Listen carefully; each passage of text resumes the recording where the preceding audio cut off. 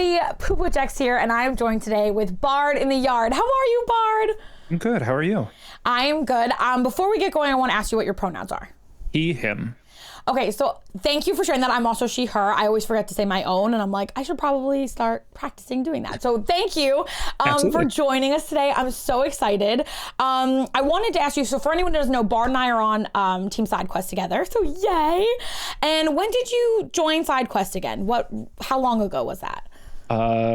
Middle of January. I was a this year inductee. Okay. How have you been enjoying it? It's been incredible. I had helped out with some charity streaming beforehand with a couple other streamers. I had never done it myself. SideQuest took a risk on me and had me join in, and I think this year I've raised $1,700 total. Yay! Which is incredible. Amazing. Incredible. And so were you doing charities like before? Were you streaming doing charities before that? No, I had helped out a few people on them. I know like Tom Walker had done one where he was doing a Ricky Gervais GTA run, which is just trying to... I've never known how to say his name. Yeah, it's just about turning on the TV and finding Ricky Gervais on there. Okay. And he did a whole charity stream with that, and I kind of helped out. But again, just little things here and there. I hadn't actually run one myself, and it's a lot easier than I thought. Yeah, were you streaming in general before, or were you... Yeah, so how long have you been streaming? A year and a half. Oh, okay. Were you a pandemic when you found it through the pandemic, or you always knew Twitch? I kind of knew it and definitely started watching during the pandemic, but I have that caretaker part of me, and being stuck at home and seeing a whole bunch of people who are like, boy, howdy, I wish I could have something to watch and do and be a part of. And I was like, I just want to create a sort of space to do that. And it's evolved and changed, to say the least, but it is still a nice and very welcoming place. Yeah. And so when you first started streaming, was it just to sort of like reach out, have people to talk to? Did you have any goals in mind, or was it just something you were going to try to experience? Originally, I just set out with the mindset of like, I wanted to be a place that I try not to have those kind of topics of like, don't talk about politics, don't talk about this, because it's an aspect of life and not everyone has the choice to ignore those things. But I wanted a place where like you could stop for 20 minutes, take a chance, breathe for a bit, just a rest stop in the kind of chaos that was going on. Because my partner and I both work indirectly in healthcare, her a lot more than me. But it was just... Do you still do that? Yeah. Okay. I work more on the insurance aspect of it, and she works on the website development and helping get information out there and stuff like that. And so it was a weird and chaotic time when COVID first started picking up and kind of learning as things were going along and just trying to stay up to date on things. And it was just really about trying to create a space that kind of helped with that. I made a lot of friends in Australian streams. Yeah. And interesting. Is that because you're up late, or is it because they stream during the day? So they are 12 hours plus 3 ahead of us. So I was hitting hours. It's so wild. I usually stream at like 7 p.m. And so that hit around 10 a.m. to, 1 p.m. for them. They're the only ones who would be streaming that early, really. Yeah. Yeah, okay. And so they were like, this is perfect. Perfect. And so did you ever go on Twitch before you streamed? Like very little, or were you like a viewer before that? I was definitely a viewer. I watched a lot of different streams and was a part of communities and kind of learned, especially through a lot of Australians who was watching who are like comedians and stuff. It was immediately showing me that Twitch is not just a place for pro gamers and speed runners and things like that. You can just do weird and wild stuff and make it work. Oh yeah. And so were you like a gamer too? Was that something that was a part of your life? Yes, but I'm a good gamer, but like I don't take games seriously. So I actually hosted a show on my channel for a while called Smooth Souls, where I would just interview a guest and play the Dark Souls games for the first time. I remember you telling me about that a long time ago, like when we first met. Yeah, can you talk? That was such a clever concept. Yeah, it was just essentially the idea of like, I need something to kind of distract my hands, so while I'm doing something. Right. And I like the idea of sitting down and having just a conversation with someone just like we're having. I would put on smooth jazz and people could sit there and listen to a great conversation and relax, and then occasionally would look up and see me fighting a gigantic boss, dying constantly and doing my best just to get through the game, all while still hearing this kind of conversation. It was heavily inspired by Midnight Gospel on Netflix, which was taking the audio from a podcast and making it into an Adventure Time style animation. Oh, and so I've never heard of it. You would listen to discussions on psychedelic drugs, the world of finding peace, like all of these things, and be like, wow, this is incredible. And then look up and be like, oh, there's eyeballs floating through space, and they're just writing them like nothing's happening. Heard of this Midnight. It's originally was a podcast that was made into like an animated series on Netflix. Yeah. What a cool concept. So you adopted that and did this with Dark Souls, which I still find really impressive that you were able to play the game at all while listening and talking. I do find that, like, I don't know if I'd be able to split my attention that seamlessly. So it's very impressive because I think I would get too immersed in one or the other. You know what I mean? Yeah. So it really is impressive that you were able to play. Dark Souls is also one of the hardest games ever created, right? It is arguably, but I think for the most part, I don't have that part of my brain that is like, I'm hitting a wall, I need to stop doing this. I am of the mindset of like, all right, one more, just one more, here we go, one more. And you kind of learn as it goes and stuff like that. I beat the first Dark Souls for the first time doing that stream. No and it was just a wild experience to be like, oh shoot, I beat the game. Is your co-caster watching you play, or are they not even, it doesn't even matter if they're watching or not? They can if they want, and they're welcome to do anything that they want as well. I've had people play at games themselves. I've had people cook, all this kind of stuff. They're not on camera. Usually I would just do a picture, and then that way they never felt as though they were having to perform too much or anything like that. So it was what I think is really unique. It was like your take on collabs, which are super common, but usually collabs, everyone's playing the same game, or, you know, you're playing together in the same game. It was sort of like you were talking to somebody and you were, you know, they could be doing something else and you're doing something else, but you're having a joint conversation, which I feel like I feel like it's very comforting. Like, you know, a lot of people think that streaming has to be one way or another way, but you can interpret, you know, a collab, which people have been doing on Twitch forever, and you interpret it in your own unique way, which is really, really cool. Is that something you still do? I've slowly put it off a little bit just due to everyone's schedules and also a lot of charity streams and things like that. But it's things that I definitely want to get back into. And it is just something I really enjoy, with the idea of a conversation being had more than anything. I always tell people, anyone I invite on, like, you can stay as long as you want. I truly don't mind. I'm going to stream for about 3 hours. If at any point in time you decide to step away, that's perfectly fine. I'm just excited to talk with you. Like that, at the end of the day, that's all I care about. I don't care about the game. If people in chat are interacting, that's great. I will happily ask their questions and stuff. But for the chance at the end of this day, at the end of this podcast, I got to talk with you for a while, and that's better than anything. And I'm so excited because I feel like you and we sort of talk like either when you're in chat or sort of in passing on Twitter or whatever, but I feel like we haven't had like a time to do one-on-one chat like this. So this is why I love doing podcasts like this. It gives me a little window into your world, and like I get to really ask questions that I feel like it's hard to do when there's a lot of stimulus happening. You know what I mean? So that's what I like. And I like that your content seems very like cozy and comfortable. And is that how you describe it? Yes, it certainly starts out that way. I don't know if you're familiar with this at all, but I have a bit of a chaotic chat from time to time. And I'm not familiar, no. Oh, okay. It can be a bit distracting. For whatever reason, I'd set up a thing a while back where I would just play I Spy with the chat, and for whatever reason, they've just decided that anything I describe is an egg.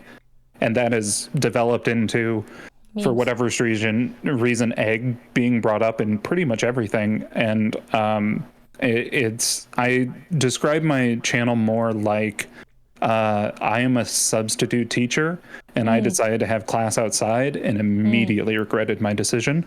You try to wrangle them.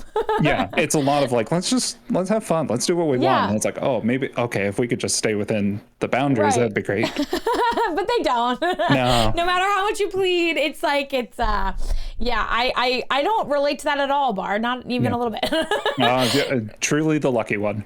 Yeah, no. So are you, so would you say that like your goals for streaming is to, obviously create a positive and great atmosphere, but is your goals for streaming, because you don't do this full time, would that be a goal for you? Would that be something you'd want to work towards? Would you always want to be, a charity focus? Like, where do you see the future of your content going?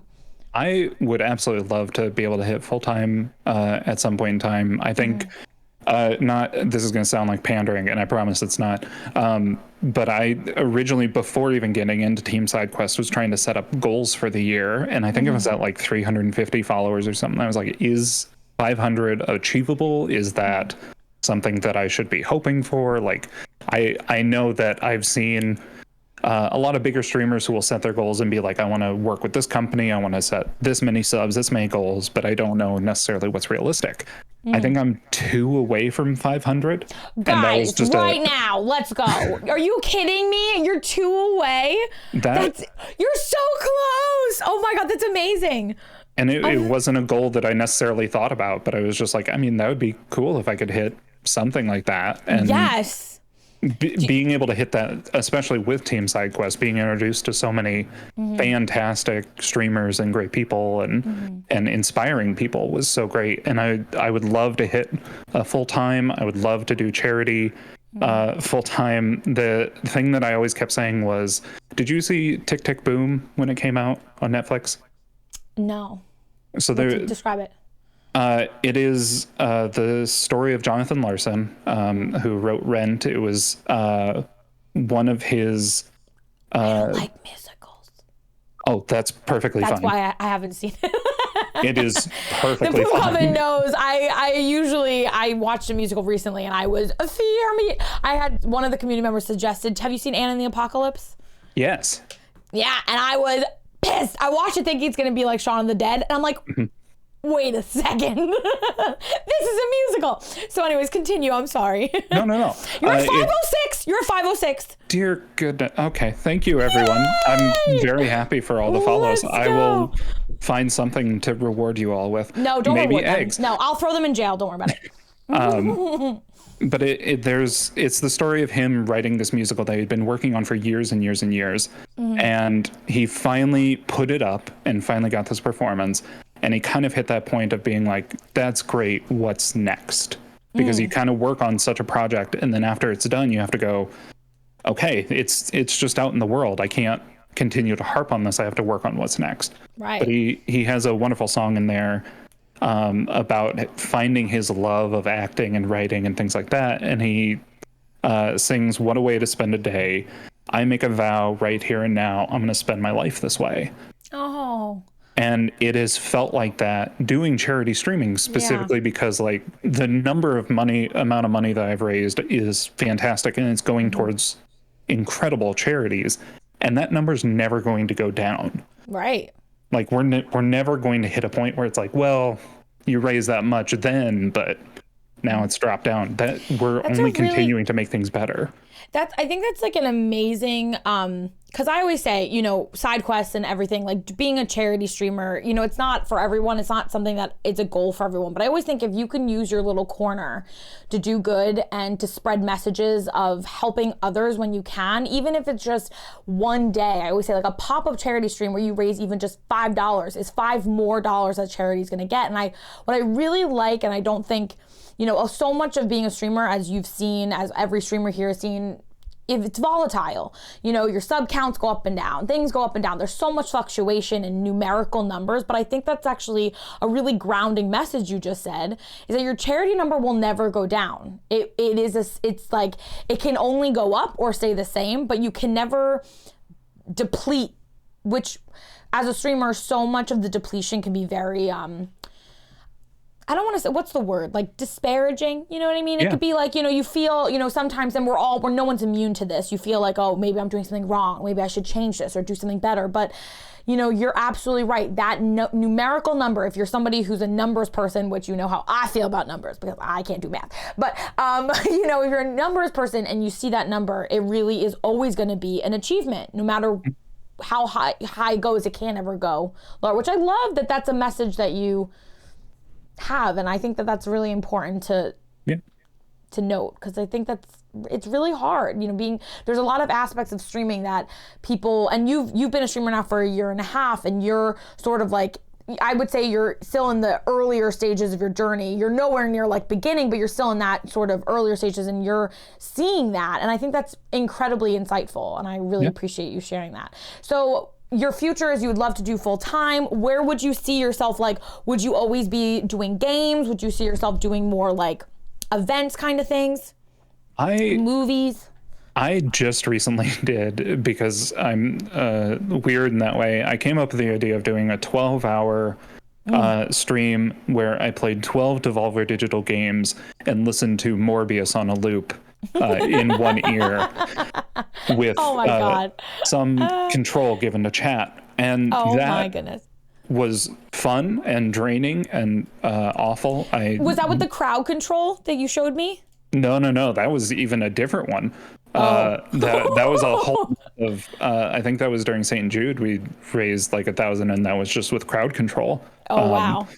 And I enjoy kind of coming up with those weird and unique aspects of a stream or a game or an idea or whatever. But I will say that again, I am still very, very early on, and chats fluctuate, especially as things are opening up and summertime and that kind of thing. Yeah.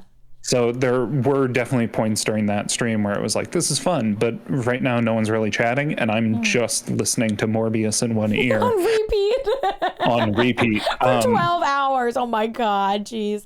So it's coming up with those kind of ideas. I would love to continue to come up with those weird things, or continue to collaborate and grow in whatever way I can. But really, I think I enjoy that kind of creative content creation. It was especially because I am a literal bard. I went through theater college and all that kind of stuff.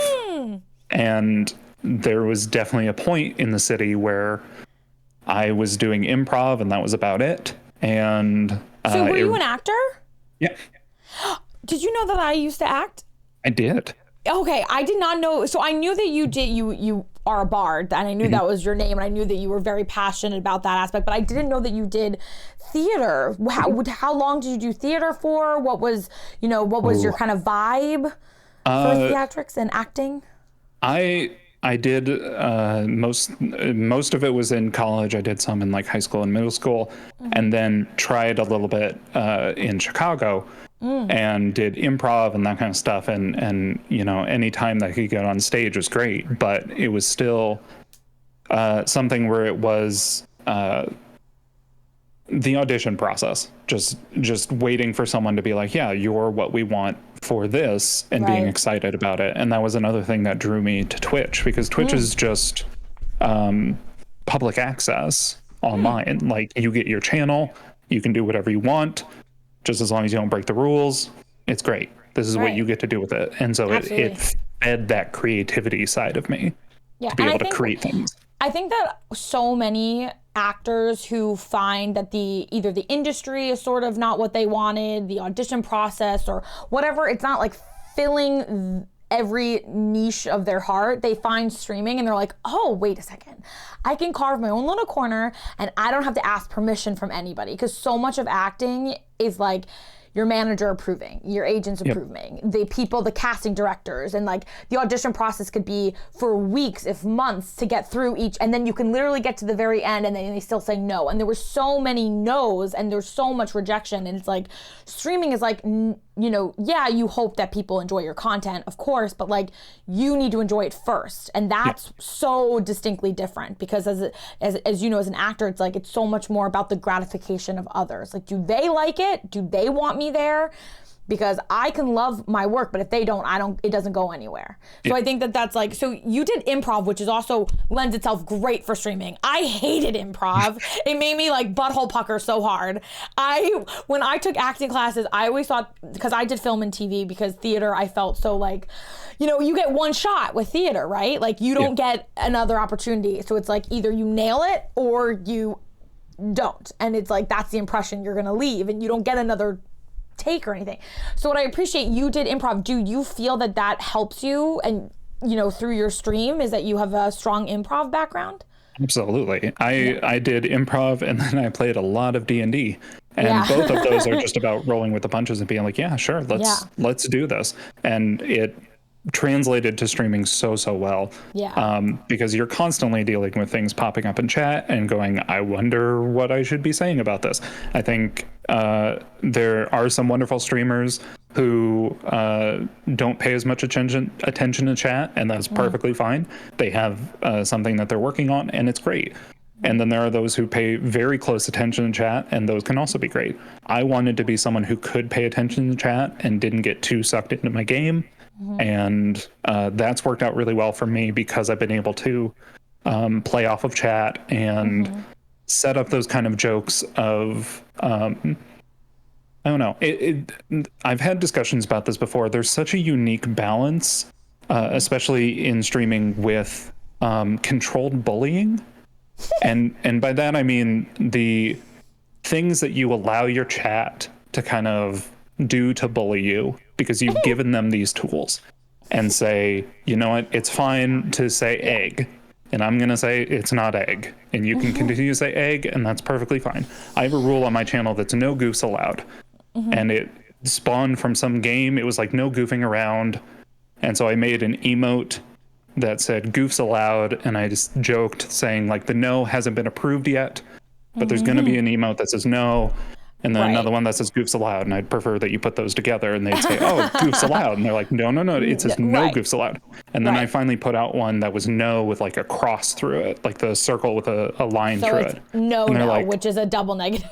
Right. And I was like, no, it's no, like it's really saying no goofs allowed. And you're like, no, so no comma goofs allowed. And it's like, no. Right. Okay, you just don't get it. And that's the kind of like bullying that you allow, mixed with there are those times where people jump in and just try and hammer away and be like, oh gosh, you suck at this game. It's like, these aren't the tools I've given you. These aren't the things that I've said are okay. You sound like a teacher. Yeah. And it's actually very true. And I think that is something that a lot of streamers have trouble with. And it's impressive that you've sort of picked that up so quickly. And I think that's why improv, probably, because you really do have to roll with the punches. And there's also, even though it's improvisation, there are rules, and you're not allowed to, do certain things, because there are boundaries. Even if you're allowed to do whatever you want, in quotes, you're really not. And I think that makes perfect sense, and that a lot of streamers don't do well with any kind of criticism. And that's fine. If you're not somebody who wants to, be criticized in any capacity, that's your corner. You do what you want. But I do think that, your community sort of becomes a family, and families lovingly bully. And and I think that's it's and I don't even like using the word bully. It's like they lovingly nudge you, it's like a little, and I think it, and you're supposed to give it back, and it's supposed to feel like this symbiotic relationship that's sort of founded in trust, because no one's going to take it too far. And you also know if anyone does, there will be an apology, and it'll be, it'll be resolved, because you care for one another, like very deeply, like a family does. So I think that absolutely is true. Like, different levels. And I love how you're like, you need the tools. If I give you these tools, then you can use these tools, but you can't take it too far, which I think is a lesson that takes a lot of time. And it's hard. It's really hard. And there are people who stream for many years and they still can't handle, and that's okay, because it's your corner, right? And you can do whatever you want with your corner. And I think that's the beauty of it, right? The creativity that flows from there, and the being able to, and speaking of creativity, you do D&D, right? Bard. Okay. So when did you first start doing D&D? Oh gosh. The very first time I ever witnessed anything from D&D, I was upstairs at a parent's friend's house playing You Don't Know Jack on PlayStation. I got bored. I walked downstairs and saw my parents and a bunch of their friends just together playing D&D, and I heard something about a gnome crawling out a window and escaping, and that was just my first experience of it. I started playing it in college with a few friends, and I've been DMing off and on for 10 or 12 years now, something like that. Wow. Yeah. So your parents played? Yeah. That's really cool. I have a tattoo that says Shkaley, which is based on all of the interpretations I found. If anyone finds out that it's something else, please do tell me. But from everything I've read, it means storyteller in Gaelic, and it's specifically telling the stories of like your family's lineage and whatnot. And I am a bard who is a storyteller. I cannot sing. I barely play any instruments, but I do love the idea of like you tell the stories of experiences from books, from movies. Everything is just about telling that story, because there's some quote that gets misquoted and confined to certain people that essentially says like you die 3 times, once when your body stops working, once when you're buried in the ground, and then once when someone says your name for the last time. Right. And thinking of yourself as a story and looking at your life as that kind of legacy, the stories that you want to be told, no matter how long or short it is, I think is so much more important. And I would love to not only have my own stories, but be able to continue to tell others' stories. I love that. So you've DM'd for over a decade, you said. What are some like stories that you've told? Oh gosh. Or some of your favorites? I'm sure there's a lot. my favorite D&D experience was on my birthday. I was sick and had like 100-degree fever.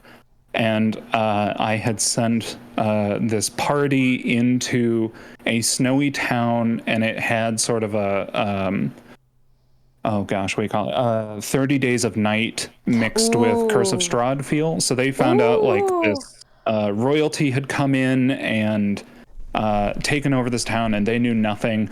And they were talking with the bartender, and we're just like, well, we have to go into the castle immediately. Who cares? We're going in, and we're going to write a whole fake story about how we are a traveling princess.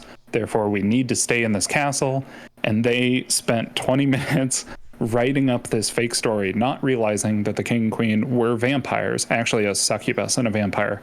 And I laid on the ground with a fever, just sort of waiting for them to get through it. But it was still one of my all-time favorite experiences, because they were so engrossed in the story, and being the storyteller, just being like, oh, I know what's coming, and I can't wait for you to get there. How much fun is that? What a good story. So can I ask what happened when they discovered that it was a succubi and a vampire? Well, they almost immediately, one of them was a druid and turned into a rhinoceros. And then they had to like immediately leave they found out their story didn't work, as these people seemed to see through all of their lies almost immediately. And then they realized what they were dealing with and left later on. But that story evolved into this town was left with barely anyone there, and you don't really understand why. You learn that they turned to like eating people, and were just trying to survive because they couldn't leave this town. These vampires were like watching over. And then you learn about a priestess who has been working with the king and queen and using them as like the main threat, while she is taking all of the people who were able-bodied down in underground to build her this giant temple, and then using them when they would get tired or old, and just feeding them to the king and queen. So it was this weird interplay of like, these are all the moving parts, and on the surface it just looks like those are the bad people. We need to defeat the bad people. And then you kind of learn like, no, there's strings being pulled here. Damn, what a good story. Oh, I like that. So do you, when you DM, are a lot of your stories kind of horror based, or you do whatever you feel? I do whatever. I definitely try and base it around whatever my players are like, what their character backstories are. I want people to build a story that they love, and then be able to fulfill those wishes as much as possible. Because I think that's where so much of the beauty comes from, is when they have a passion behind it. And I mean, every player wants the most exciting adventure, and their character just wants to get home. And so it's such a weird mix of being like, I want to give you the adventure, but at the same time, you shouldn't feel like a character in this. Like, you shouldn't be like, I have to, because I have to do this. I am the character. I'm the only one who should be able to do this kind of thing. You want to be able to feed into that. And so I do some horror. I would say I tend to do some like drama, or like I know how to pull heartstrings. I know how to make things hurt, but I also know how to keep things light and happy. One of my characters who I always loved is a little kid who runs the Thieves Guild in a town, and his name is Ronald. And I just like the idea of like a Thieves Guild leader who has a curfew. And so you're just kind of walking up to him and him being like, well, I see you've come back to me for gifts and services. Pray tell, have you brought me any money? And it's like, and this small kid who you can pick up, and he's like, oh, wait, well, I don't know if this is exactly what I was going for, but sure, I'm sure we can come up with a deal. Cute. Yeah. That's fun. And so do you prefer like DMing to playing yourself now after all these years, or do you like still enjoy being the character in someone else's story? I enjoy both immensely. I will say that I have kind of run through all of my like deep backstory characters, and because of DMing you get to add in all of these wonderful characters, and now I'm on to things like, what if I was a paladin of the homeowners association who's just really trying to help bring housing costs down in the area, and this dragon out there is making it real bad. So that's funny. A reasonable businessman just trying to make ends meet, and then like the dragon just keeps burning down the houses. Yep. That's very funny. And I think that also, it's like it all tethers back, like D&D, streaming, acting, they create this very beautiful symmetry and circle in the creativity of being a content creator. And I love that you still, so I have two questions. Do you prefer to do D&D online, like, you know, with on stream, or, you know, with friends on the computer? Obviously through the COVID years, I'm sure you were probably doing it virtually. Or do you prefer it in person? That'll be my first question. I tend to prefer it in person because I think there is sort of that energy at the table. But I've been a part of some one-shots and whatnot. I am a member of a group that we call ourselves the Piano Bar Club. But I guessed on their channel. We didn't roll for this. When they do some sort of stories, but with different groups, so it's all in one world, and they're all these like through line stories, but you know, this week it's following this group, this week it's following this group, that kind of thing. And we have been having a lot of fun with that, and it's been great to kind of jump back into it, in terms of like being a part of a party that really is just kind of messing around with stuff. I have absolutely no problem with people who are like, I want to take this seriously, both in games, in D&D, all of these kind of things. I'm perfectly fine with that, and I completely understand it. I like taking the approach of like, I'm not going to take this seriously, not because I don't have respect for you, not because I don't have respect for the game, but because I want to be able to put this down at any second and be like, that's fine. I'm gonna pay attention to this for a second, or I'm just going to do something weird, and we're all in agreement right now that that's okay, kind of thing. Yeah, I think so. When you DM, do you like depending on who's playing with you, do you sort of decide like what the energy will be of the story, what the rules will be? So you take it by a case basis. You're very flexible in that way, kind of thing. Oh yeah, definitely. Okay. And it's very important, I think, to understand kind of what the mood is for the group. There's tons of safe questionnaires that you can kind of send to your party ahead of time, to kind of find out what topics you do. You did something for this podcast that I did for mine as well, which is just reaching out and being like, hey, are there any topics that may come up that you aren't comfortable with? And I always like to when asking that, I'm always like, is there anything that may just come up in common conversation that you may want to avoid? I always use examples of like, hey, could we not talk about my pet because they're currently sick? Or could we not talk about parents because I just had a fight with mine or something? Right. To just kind of avoid those topics, but at the same time, understand that there's a trust being made that says like, I trust you to handle these situations properly. And I also trust you to understand that if I say, hey, this isn't okay, you will immediately stop or adjust course as needed. And I think that's really important just whenever you are sort of like, because you're the DM, right? So you're in charge. And then like, I mean, I don't ever feel in charge, but like, because you're here and you're the guest of my podcast, although I never even say mine, it's like our podcast, whatever. You know, I feel like you do have a responsibility to make sure that the person with you is comfortable. And I appreciate, because I think it's very important that like you do that, I do that, where you ask. And even with when we do Dungeons and Dragons in the Poop Coven, like we make sure, is there any topics to avoid? It's harder, I would say, with DMing, because the story can kind of go somewhere that even the DM, like I feel like, you know, when you're doing a podcast, it's a little bit easier to keep away from those hot button topics, because it's like I can steer it. Whereas DMing, I do feel like you said before, that amazing 30 Days a Night sort of story, they started doing something that you were like, this isn't even going to matter, you know?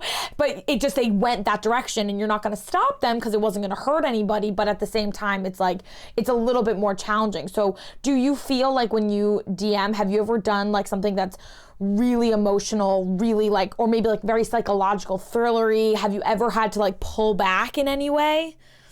I have. There's other games that I play as well alongside D&D. There's things like Paranoia, which is a Cold War propaganda style space game, which is a lot of fun and does a lot of weird stuff. I played Dread, which is, rather than rolling dice, you pull from a Jenga tower or a wooden block tower. But that one is usually like horror based. And the idea is you're making these choices to do the difficult things and doing it by pulling from the block, which is already tense as is. It is still about finding that balance. And I enjoy those kind of like heart-wrenching moments. I think the heart-wrenching moments, both in books, movies, D&D games, that kind of thing, stick with you more. Yeah, I agree. And it's so much harder to kind of explain to people. Like, have you had a D&D game where something has happened and you're like, this is incredible, but then you leave and turn to anyone who doesn't know what's going on and have to try and be like, you don't understand. Yeah, I mean, this person did this, and it was the best thing ever. Yes. It's of course. Such an amazing feeling. It is. And you feel like you're a part of something bigger than you, and you can kind of, you know, so, and then I guess my other question is well, why do you feel gravitated towards the Bard? Like, why that? Ooh. Because your name is literally BardInTheYard, so clearly you have a draw towards bards. I'll be honest, I've barely played bards. I think I've maybe played a bard once or twice. My name is a lie. I'm a fraud. But scandal, deceit. It's always just been something that, because again, I love telling stories. I think your DM is the storyteller, and you're telling a collective story. And then at the end of the day, they get to go, all right, what happens next? Acting is just living someone else's story for a while. Reading books, streaming, doing all this kind of stuff is just telling a story. And I guess if you'll allow me to ask you a question. Yeah, of course. What kind of story do you hope your stream tells? Oh boy. Well, you know, I hope that I can stream until I'm gray. I hope I can stream, and that when I'm old and I'm sitting on a rocking chair and I look back at, I'm gonna start crying though. And it's okay. It's just you and me here. We're good. Right. And it's, maybe I'm too old to stream, or like, whatever. And I hope I look back and I think, wow, every single day was a blast. It was the best time of my life. And I hope that my heart's racing because I'm gonna start crying.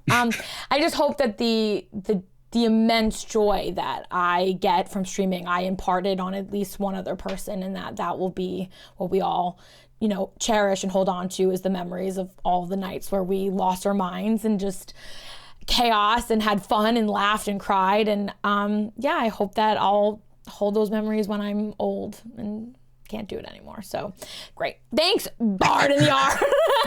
Are you someone who accepts compliments well? No. Okay. I won't say anything then, but I will say that one of the very first theater parties that I went to in college, because theater parties are notorious, was a party where a lot of people ended up with very little clothes. And I'm not someone who drinks, and it's just something that I'm not someone who doesn't drink at all. After I just tell that story, are you telling me about an orgy right now? No. But I did have someone who was drunk and kept trying to offer me a drink and thought it was kind of funny that I kept turning it down. And they're like, "Here, you want a drink?" And I was like, "No, I'm good." And they're like, "But do you want a drink?" And I was like, "No, I'm good." And I had another member of the theater department show up. She was in just a skirt and a bra with writing all over her. And she said, "This person, you can't keep offering him a drink. He said no, you have to respect his choice. Please go away."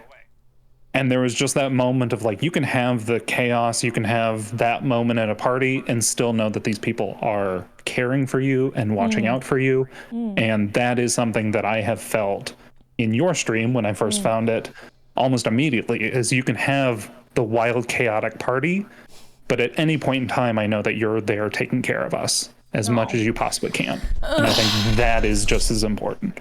Bard, I don't know. Stab me, no more. Okay, I don't do well. I get sweaty and I start to get frazzled, and you're being too sweet, and I really do appreciate it. And I'm already told you, Bard, I'm mushy today.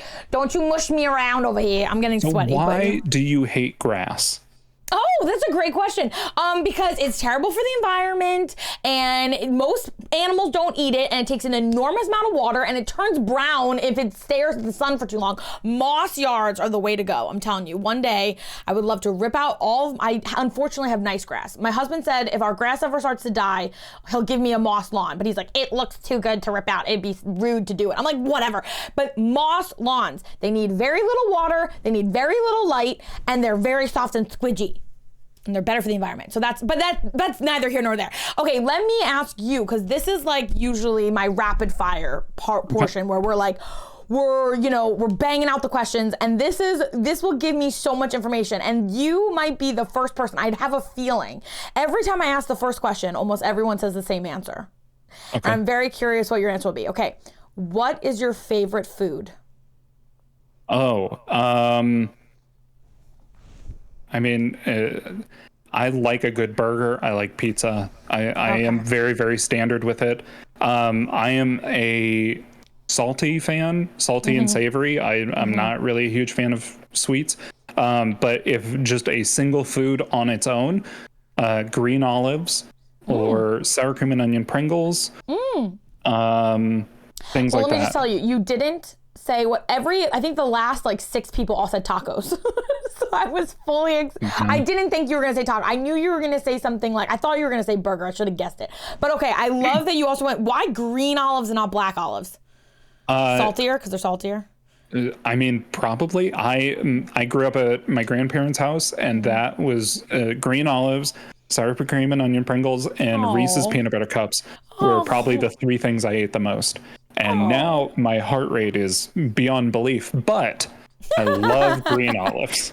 I love that, though, that you have nostalgic memories of those 3 very interesting combinations. But also, just really quickly, do moss lawns produce oxygen? Yes. And animals, a lot of little critters eat moss. So they're actually, it's very...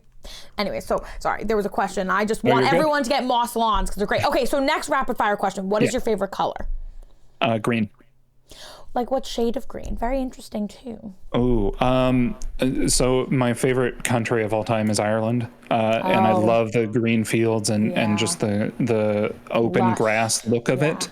Yes. And so really just anything that kind of has that dark, cloudy sky and green grass, like that mix is just gorgeous. Love that. Oh, how many times have you been to Ireland?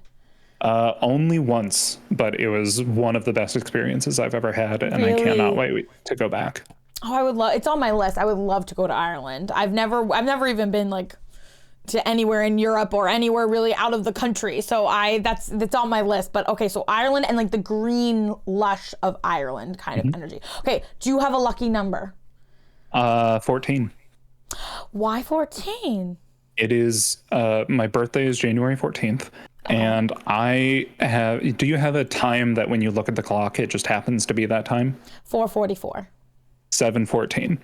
Really? 3:14, but usually 7:14. Usually a 14. Yep. Do you know there's like an angel number? Have you ever heard of angel numbers? Not to my numbers? knowledge. Yes, not to my knowledge though. I could be wrong. Let's just see angel number. Which one do you see more, 7:14 or 3:14? I would say 7:14. Okay, let's see. Let's see. Is this here nor there. 7:14 is a sign that the divine realm is working towards granting you success. Well, that's great. That's great, right? I appreciate it. Good. It's pretty. Well, let's see 3:14. Let's see if 3:4 because you said it's either of those, right? Is 3:14 symbolizes spontaneity, adventure, growth, expansion, and optimism.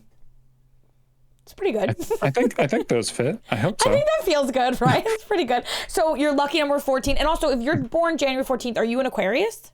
No, Capricorn. Capricorn. Okay, Capricorn. Yeah, 3:14 reminds Nair of Pride because he is a robot, so obviously. Okay, and so your favorite food, you'd say like burger or green olives, sour cream pickle, Pringles, and I got pickles on the mind. Brady sent me a whole thing of pickles. And Reese's Cups. And then favorite number is 14. What is your favorite movie or top 3 favorite movies? My all-time favorite movie is not a good movie, but it's truly, truly one of my all-time favorite movies. It's called The High Cost of Living. It was an indie Tribeca film thing from up in Canada. It has Zach Braff in it. It is a very sad story. I really love characters who are just trying their best in a very bad scenario. So a trigger warning topic, it's dealing with a loss of pregnancy and a car accident. But Zach Braff is a prescription drug dealer who hits a pregnant woman with his car. She survives, the baby does not. And she can't have the surgery to have it removed right away. She doesn't know who Zach Braff is. Zach Braff is trying to check on her and just be like, hey, I'm trying to find out more about this woman. They end up becoming friends. He's trying to atone for his actions. And she is just trying to be around people who don't look at her for the tragedy that she's gone through. And it's just watching him kind of do his best to make this woman's life better after completely ruining it. And it's fantastic. It's one of my all-time favorite movies. Can you repeat the name? The High Cost of Living. The High Cost of Living. Interesting. That sounds actually really... And I like Zach Braff. Is it a dark comedy, or it's because he's usually does comedy?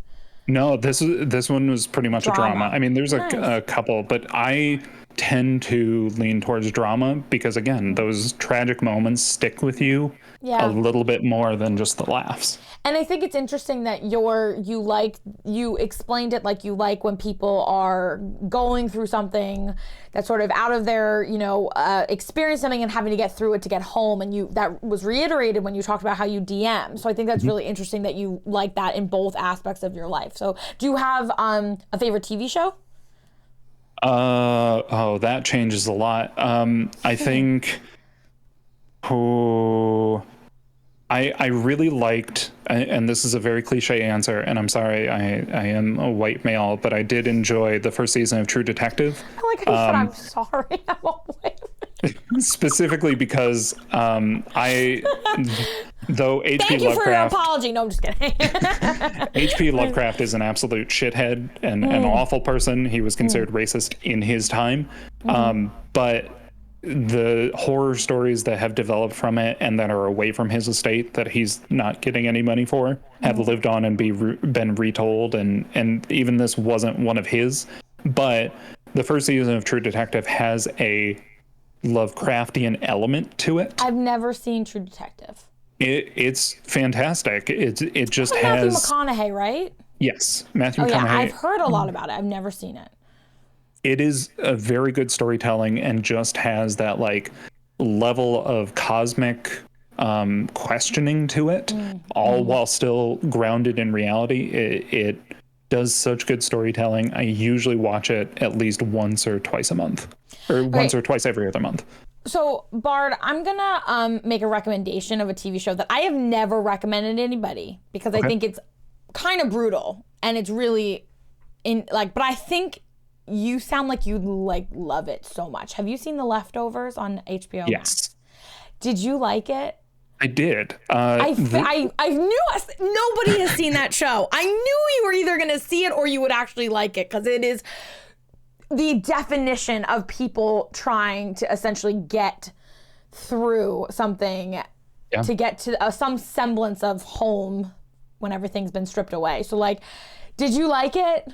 I did. So the reason I saw that show was actually because I used to listen to a playlist on Spotify titled Cinematic Chill Out. And it was just chill songs from the scores of movies and TV shows.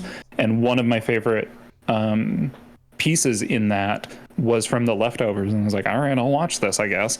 And I really enjoyed it. It is, again, just, I love something very heart-wrenching. And not to give too much away from my life, but I grew up where I would go neutral if I was being yelled at or things were going wrong.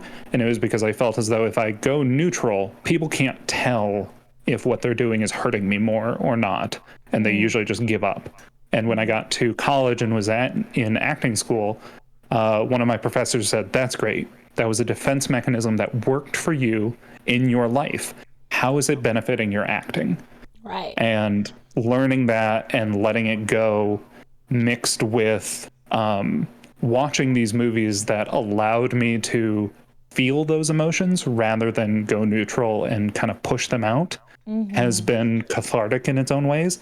So I really, really enjoy finding something that's going to move you, be a gut punch, essentially. And that actually makes a lot of sense. I've talked about this a lot, and I mean, I think that in general, society in particular does not allow men to express themselves, to have to emote, to have emotions. And so much about being an actor is being able to tap into that and express yourself either on the extreme to the highs, extreme to the lows, and be able to swing like a pendulum if you need to. And I think it totally makes sense that you had this defense mechanism, and that you through I'm sure working through lots of things, but also allowing yourself to feel these shows. Because The Leftovers is probably the heaviest.